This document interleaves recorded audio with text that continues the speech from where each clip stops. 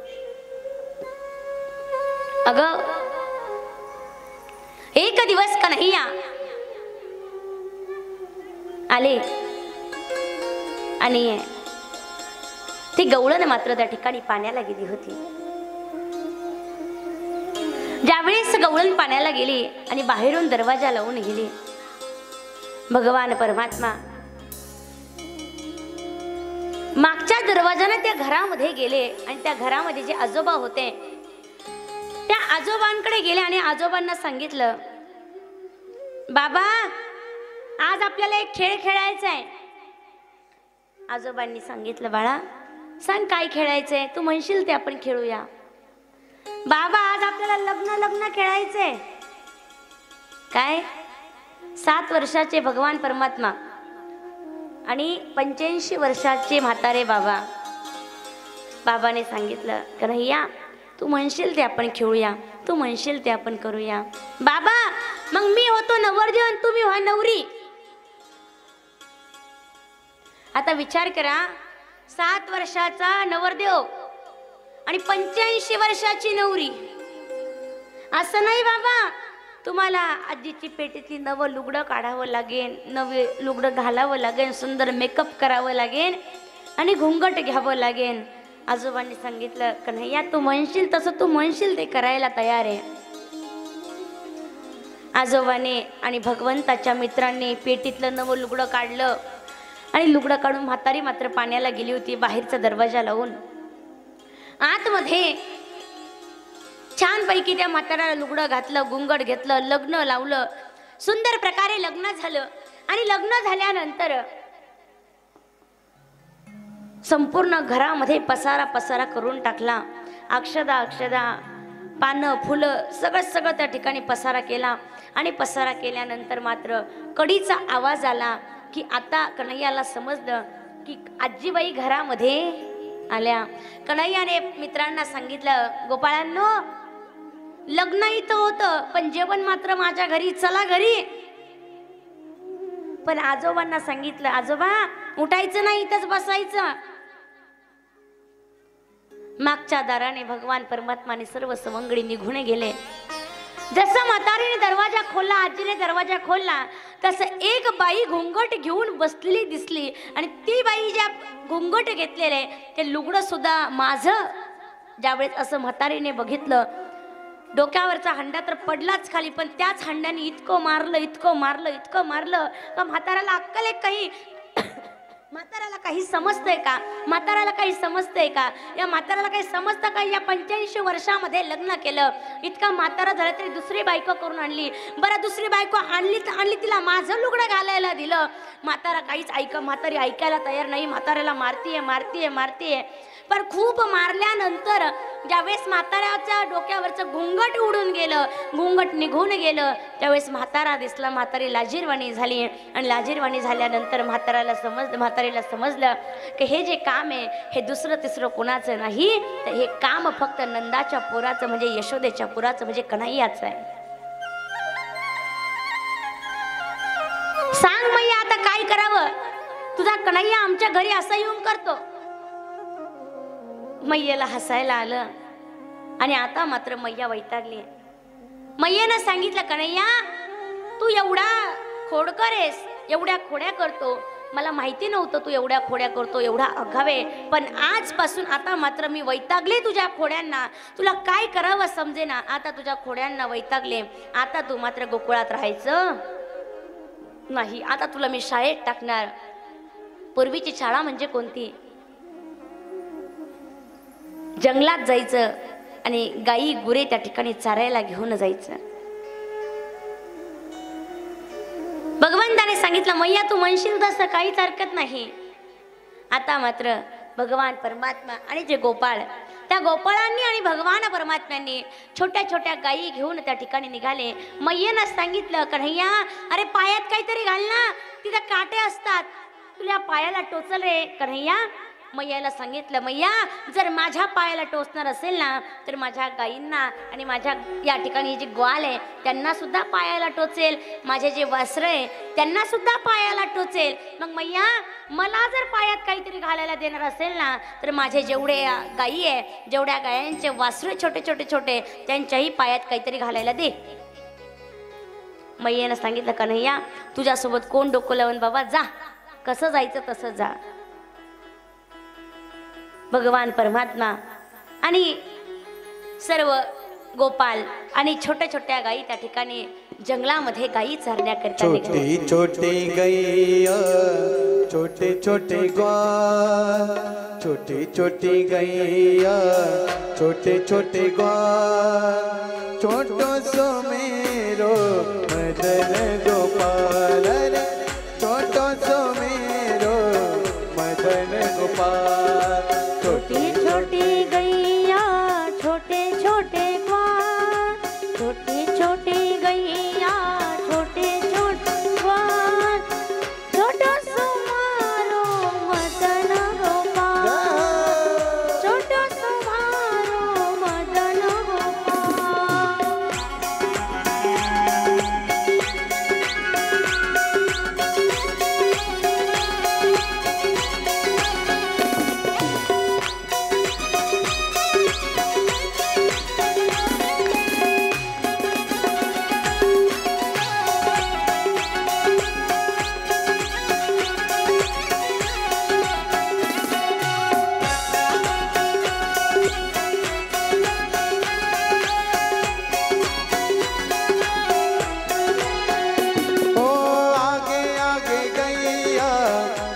पीछे ग्वाल, आगे आगे गैया पीछे पीछे ग्वाल, ओ बीच में मेरो मदन गोपाल, बीच में मारो मदन गोपाल. छोटी छोटी छोटी छोटी छोटी छोटी गैया छोटे छोटे ग्वाल, छोटो सो मेरो मदन गोपाल, अरे छोटो सो मेरो मदन गोपाल. छोटी छोटी गैया छोटे छोटे ग्वाल, छोटी छोटी गैया छोटे छोटे ग्वाल, छोटो सो प्यारो सो नन्ना सो मारो मदन गोपाल, छोटो सो मारो मदन गोपाल.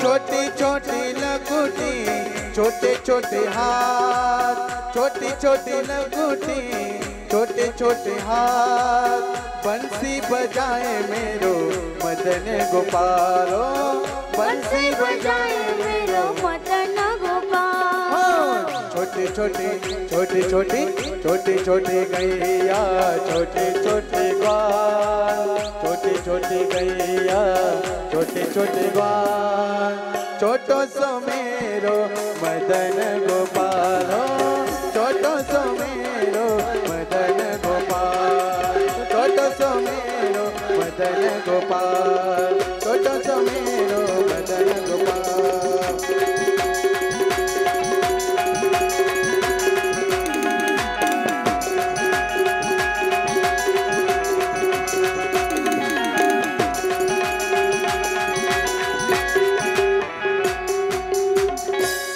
गोपाल कृष्ण भगवान की. छोटी छोटी गैया छोटे छोटे ग्वाल, छोटो सम्हारो नंद गोपाल. या ठिकाणी कुठे निघाले तर ते जंगलामध्ये निघाले आणि जंगलामध्ये निघाल्यानंतर भगवान परमात्म्यासोबत छोटे छोटे गायी आहे, छोटे छोटे ग्वाल आहे, हे सगळे जण जंगलात निघाले. जंगलात गेल्यानंतर जे गायी वासरं जे आहे ते जंगलात मोकळे सोडून दिले. सुंदर प्रकारे गायी वासरं चारा खाताय आणि आपापल्या मग्न त्या ठिकाणी दंग सर्वजण आहेत. पण भगवान परमात्म्याचे मित्र आणि भगवान परमात्मा त्या ठिकाणी एका जागी बसलाय. भगवान परमात्मा वेणुनाद करताय आणि वेणुनाद करत असताना त्या वेणुनादामध्ये सर्व गोपाल त्या ठिकाणी बसले असताना सर्व गायी गुरं त्या ठिकाणी चारा खाताय, भगवंताचा वेणुनाद ऐकताय. वेणुनाद ऐकत असताना दुपारची वेळ झाली आणि दुपारची वेळ झाल्यानंतर ज्या कंसाने विचार केला की आता मात्र गायी गोपाळ सगळेजण गावापासून दूर आले, म्हणून आपण या ठिकाणी एखादा राक्षस पाठवावा. म्हणून कंसाने काय केलं, अघासुर नावाचा राक्षस त्या ठिकाणी पाठवला, जो अजगराच्या रूपात होता, की ज्याचं एक मुख आकाशाला आणि खालचं मुख त्या ठिकाणी जमिनीला टेकलेलं होतं. तो अघासुर पाठवला. या अघासुराने भगवान परमात्म्यावर अनेक प्रकारे त्या ठिकाणी भगवंतावर आणि त्या गवळ्यांवर, ते सर्व गोपालांवर घाला घालण्याचा प्रयत्न केला, परंतु त्या ठिकाणी भगवंताने त्या अघासुराला मारलं. बकासूर पाठवला, त्या भवंडराच्या रूपामध्ये बकासूर पाठवला, त्या बकासुराचाही वध केला. आणि दुपारच्या वेळी त्या ठिकाणी भगवंताने सांगितलं, मित्रांनी सांगितलं, देवा आता मात्र भूक लागली आहे, आपण काय करावं, आता जेवायला बसावं, आता मात्र आपण शिदोरी काढावी. आणि मग क्षणी भगवान परमात्मा एका झाडाखाली बसलेले असताना सर्व जे मित्रमंडळी आहे ते आपले शिदोरी घेऊन, आपापले जे काही शिदोऱ्या घेऊन घरून आले होते, प्रत्येकाने आपापल्या शिदोऱ्या सोडल्या. आणि शिदोऱ्या सोडल्यानंतर प्रत्येकाजण भगवान परमात्म्याला म्हणजेच कन्हैयाला आपापल्या शिदोरीतून थोडं द्यायला लागले. परंतु एक भगवंताचा मित्र, एक गोपाळ असा होता का त्याने काय करावं, जे स्वतःच्या डब्यामध्ये जे ताक आणलेले ते पटापट पिऊन घ्यायला लागला. आणि मग भगवंताने विचारलं, का रे तू असं या शिदोरीमध्ये एवढं स्पेशल, एवढं छान पैकी आणलंय काय, का ज्यामुळे तू आम्हाला देत नाहीये. गोपाळाने सांगितलं, कन्हैया तुला खरं सांगू, चांगलं असं काही नाही रे, विशेष असं काही नाहीये. कारण तुला सांगू, घरातून निघताना माझ्या आईने मला सांगितलंय, अरे आपलं जे ताकाचं पाणी आहे ते अतिशय आंबट आहे, ते तू कन्हैयाला देऊ नको, कारण कन्हैयाला ताकाचं पाणी प्यायची सवय नाही आहे. आणि त्या ठिकाणी जर तू ताकाचं पाणी कन्हैयाला दिलं तर त्या ठिकाणी कन्हैयाला काय होईल, तर खोकला येईल, त्रास होईल, म्हणून ताकाचं पाणी देऊ नको. पण कन्हैयाने सांगितलं, ज्या अर्थी तू खातोय ना, मग तुला त्रास होणार नाही का, मग ते मलाही प्यायचंय, ते मलाही त्या ठिकाणी ते ताकाचं पाणी चाखायचंय, म्हणून मला दे. पण तो गोपाळ ऐकायला तयार नाही. गोपाळाने पटापट पिऊन घ्यायला सुरुवात केलं. आणि त्या गोपाळाने ज्यावेळेस पटापट प्यायला सुरुवात केली, अगदी सगळं संपलं, पण त्याचे वघळ त्या ठिकाणी आपल्या मुखाच्या खाली जायला लागले. भगवंताने ते वघळ चाटले. हे सर्व दृश्य, कुणाचं उष्ट खाताय तर कुणाचं मुख त्या ठिकाणी चाटताय, तर कुणाचं लोणचं, कुणाचं भाकर, कुणाची चटणी, कुणाचं काय तर कुणाचं काय, आपल्या हातावर घेऊन सर्वांची शिदोरी खाताय, सर्वांचे डबे खाताय. आणि हे सर्व दृश्य त्या ठिकाणी ब्रह्माजी बघत होते. ज्यावेळेस ब्रह्माजीने बघितलं त्यावेळेस ब्रह्माजी विचार करताय, असा कोणता देव असतो का, असा कुठं भगवंत असतो का, का जो कुणाचं उष्ट खातो, कुणाच्या मुखाला लागलेला चाटतो. आपण ह्याची परीक्षा बघावी. म्हणून ब्रह्माजीने काय करावं, जितके गवळी आहे, जितके गोपाल आहे, जितक्या गायी आहे, जितके वासरू आहे, आणि या सर्व वासरांना, गायींना, गोपालांना, गवळ्यांना, सगळ्यांना ब्रह्माजीने 1 वर्षापर्यंत गायब केलं. पण भगवान परमात्म्याने काय करावं, 1 वर्षापर्यंत मायावी रूपाने एक नवीन सृष्टी निर्माण केली. त्यामध्ये तेच गोपाल, तेच गायी, तेच ग्वाल त्या ठिकाणी होते. 1 वर्षानंतर ब्रह्माजीने येऊन बघितलं, अरे मी तर हे सगळं घेऊन गेलो होतो, मग इथं हे आलं कस काय. त्यावेळेस ब्रह्माजीला समजलं की हा साधारण माणूस नाहीये, साक्षात भगवान परमात्माचे, म्हणून ब्रह्माजीने माफी मागितली आणि माफी मागून त्या ठिकाणी ते ब्रह्माजीने जी खरोखरची सृष्टी गायब केली होती, घेऊन गेले होते, ती मायावी सृष्टी नष्ट करून ती खरोखरची सृष्टी त्या ठिकाणी खरोखरचे गायी गोपाल त्या ठिकाणी आणून ठेवले.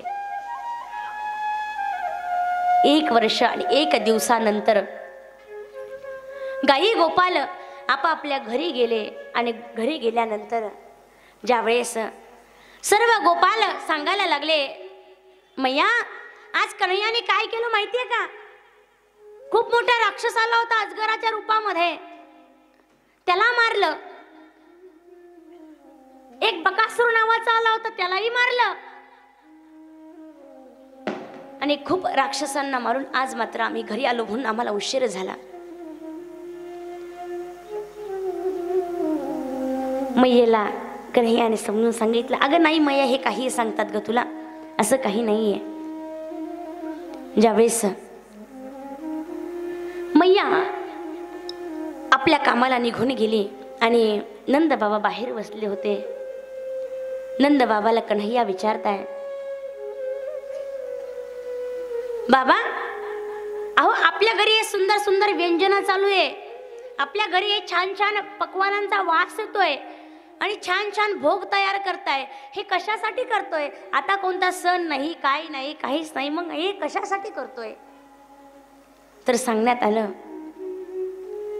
नंद बाबा कन्हैयाला लाडाने कन्हुआ म्हणायचे. कन्हुआ, अरे तो इंद्र आहे ना, इंद्र जो आपल्याला पाऊस पाडतो, त्या इंद्राला आपण, त्या इंद्राची दरवर्षी आपण पूजा करतो आणि त्या इंद्राची पूजा केल्यानंतर आपण हा जो भोग आहे, आपण जे हे पदार्थ आहे त्या इंद्राला दाखवतो.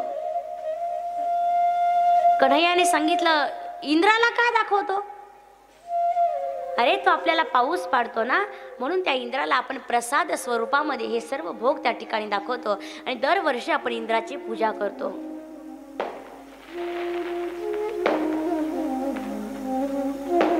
कन्हैयाने सांगितलं, बाबा अहो पण इंद्राला का करतो आपण हे मला समजलं नाही.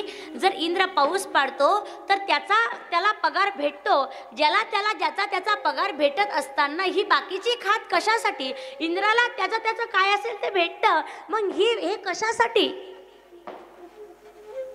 नंद बाबा सांगताय, कन्हैया दरवर्षीप्रमाणे आपण इंद्राची पूजा करतो, म्हणून यावर्षी पूजा करतोय. पण कन्हैयाने सांगितलं, बाबा नाही, ह्या वर्षी आपल्याला इंद्राची पूजा करायची नाही, तर ह्या वर्षी आपल्याला काय करायचंय, तर एक डोंगर आहे, त्या डोंगराची पूजा करायची. का? तर तो डोंगर आपल्याला सावली देतो, आपले गाई गुरं त्या ठिकाणी राहतात, वर्षभर तो डोंगर आपल्याला सांभाळतो, ज्याचं नाव गोवर्धन आहे. त्या गोवर्धनाची पूजा आपल्याला करायची आहे. त्या गोवर्धनाची आपल्याला पूजा करायची. हे सर्व कळल्यानंतर अनेक रूपाने भगवान परमात्म्याने नंद बाबांना समजावून सांगितलं आणि समजावून सांगितल्यानंतर नंद बाबाला ती गोष्ट पटली. खरंच जो डोंगर, जो पर्वत आपल्याला वर्षभर सावली देतो, ज्या पर्वतावर आपले वर्षभर गायी गुरं सर्वजण राहतात, मग त्या पर्वताची पूजा खरंच का करू नये? म्हणून नंद बाबांनी सर्व गोकुळवासियांना सांगितलं,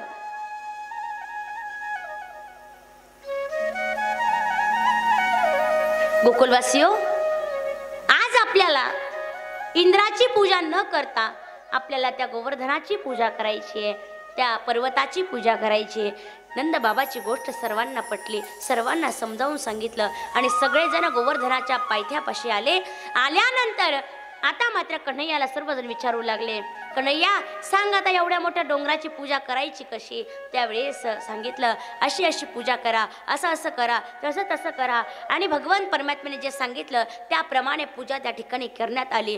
परंतु इंद्राला कळालं की यावर्षी गोकुलवासी जे आहेत, वृंदावनवासी जे आहेत, ब्रजवासी जे लोक आहेत, ते लोक या ठिकाणी माझी पूजा न करता त्या ठिकाणी कशाची, तर त्या पर्वताची, त्या डोंगराची पूजा करताय का?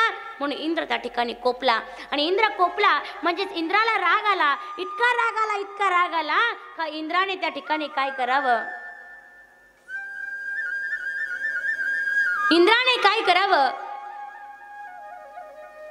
एवढा पर्जन्य पाडला, एवढा पर्जन्य पाडला, एवढा पर्जन्य पाडला की 7 दिवस 7 रात्र खूप पर्जन्य त्या ठिकाणी पाडला. पण आता मात्र त्या ठिकाणी गोपाळ आणि सर्व गवळी ब्रजवासी लोक म्हणायला लागले,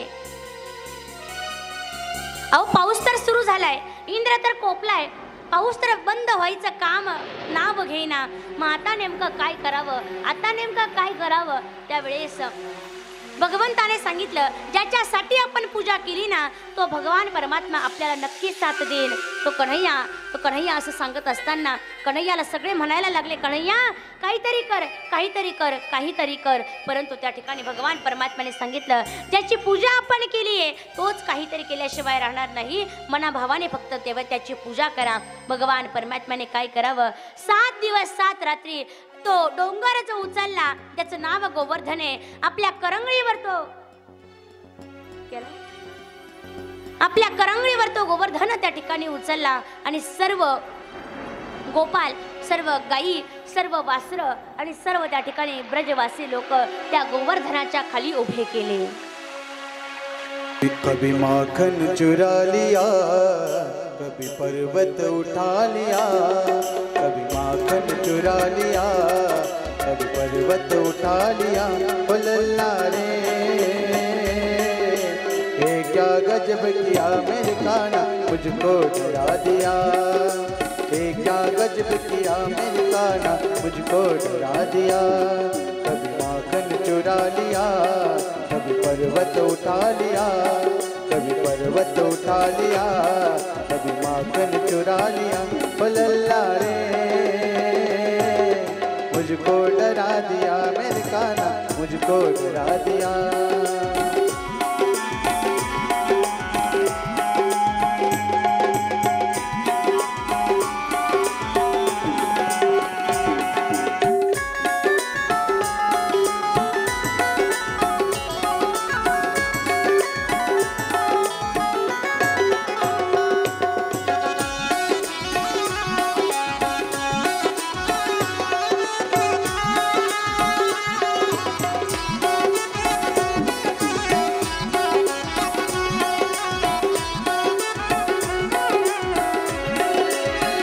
कभी मुझको शक होता तू मेरा लाल नहीं है.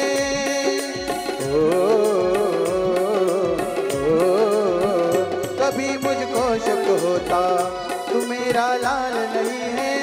ये कोई अवतारे तो ये मेरी बात सही है.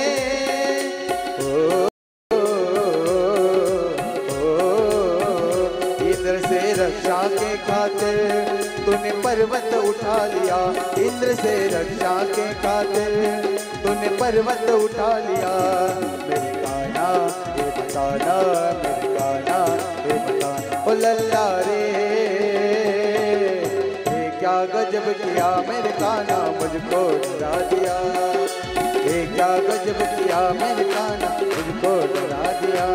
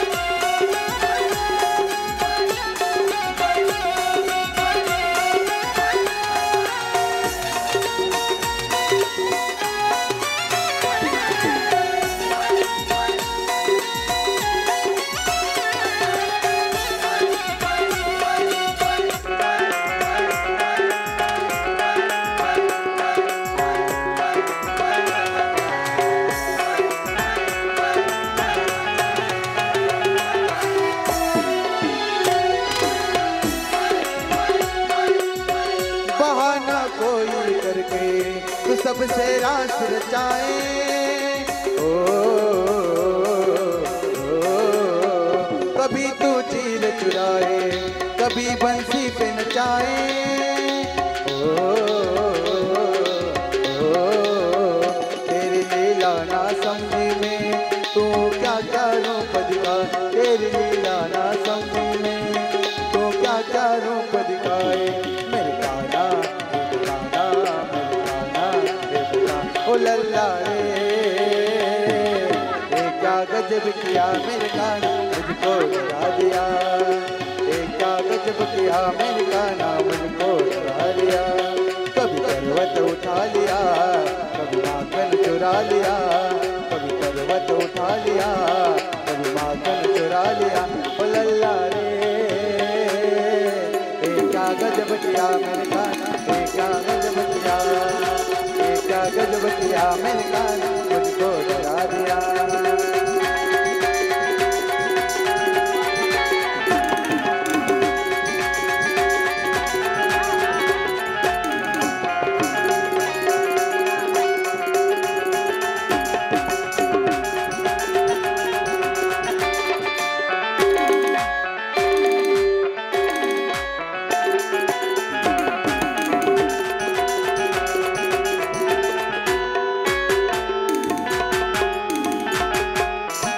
बोले गोवर्धन भगवान की जय।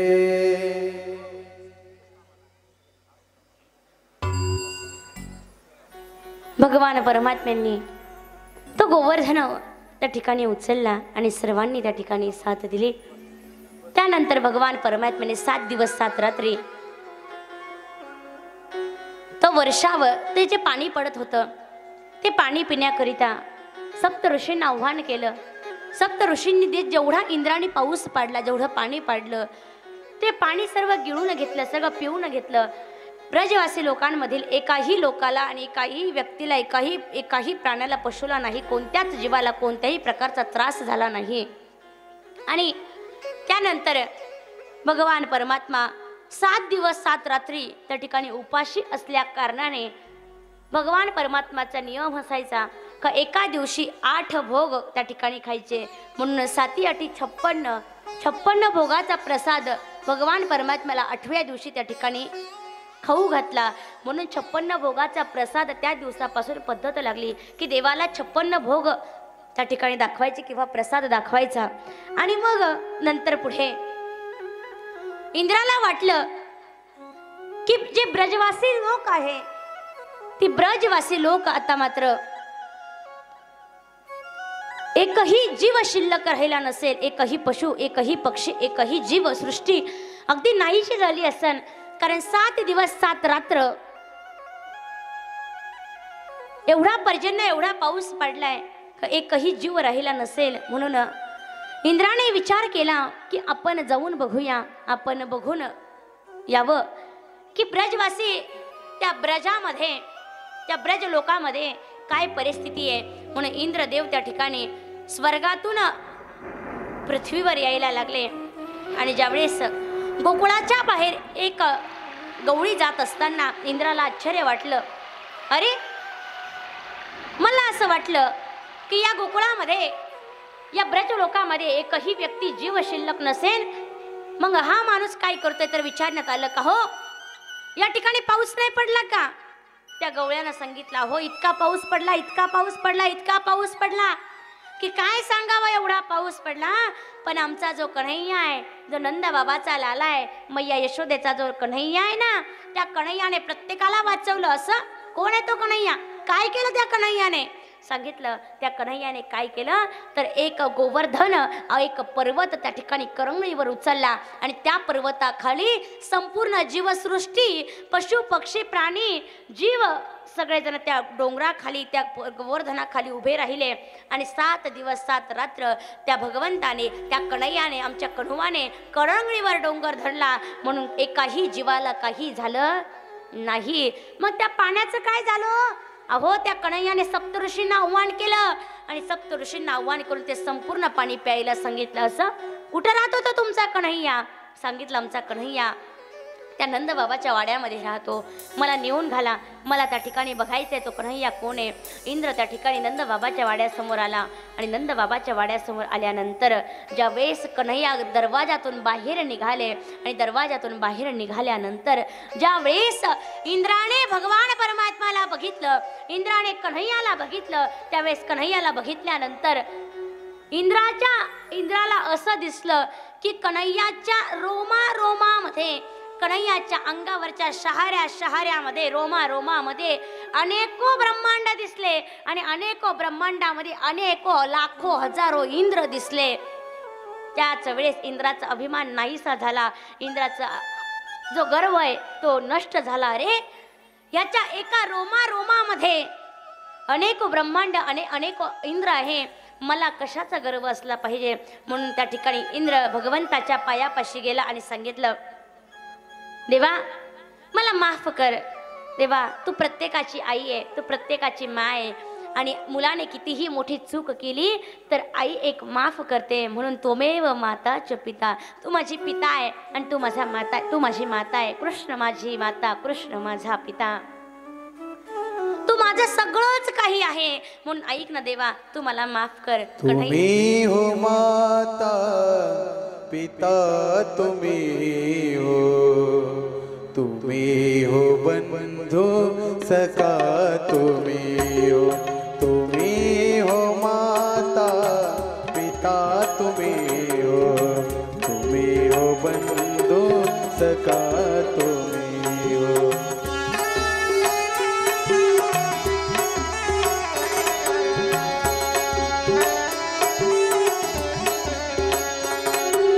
तुम्ही हो साथी, तुम्ही सहारे, कोई ना अपना सिवा तुम्हारे, कोई ना अपना सिवा तुम्हारे.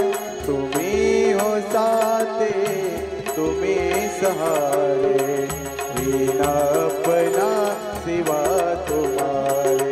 तुम्ही हो माता पिता, तुम्ही हो बंधू सखा, तुम्ही हो.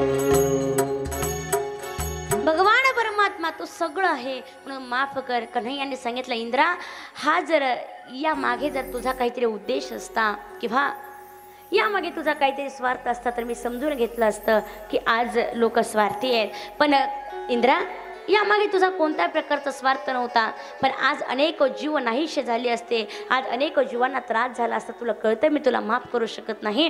पण इंद्राने खूप वेळा माफी मागितली आणि खूप वेळा स्तुती केली. म्हणून भगवान परमात्म्याने इंद्राला त्या ठिकाणी माफ केलं आणि या ठिकाणी गोवर्धन लीला आपली समाप्त होऊन पुढे मात्र भगवान परमात्म्याने एक वृंदावनावरती एक गोवंशाचं पातक त्या ठिकाणी लागलं होतं. ते गोवंशाचं पातक भगवान परमात्म्याने दूर केलं आणि गोवंशाचं पातक भगवान परमात्म्याने दूर केल्यानंतर म्हणजेच एक विचित्र संकट आलं होतं गोवंशाचं. असं म्हणतात की वृंदावन नगरीमध्ये एक सुंदर धाम आहे. त्या ठिकाणी जर आपले हात पाय धुतले तर ज्याच्यावरही गोवंशाचं पाप लागलेलं असतं किंवा ज्याने चुकून का होईना मुद्दाम चुकून कोणत्याही परिस्थितीमध्ये एखाद्याने गायीचं गोहत्या केली असेल किंवा गायीला कत्तलखान्यात दिलं असेल, याचं पाप नष्ट करण्याकरिता त्या वृंदावनमध्ये एक सुंदर अशी जागा आहे. त्या जागेवर जर हातपाय धुतले तर ते गोवंशाचं पातक त्या ठिकाणी निघून जातं. आणि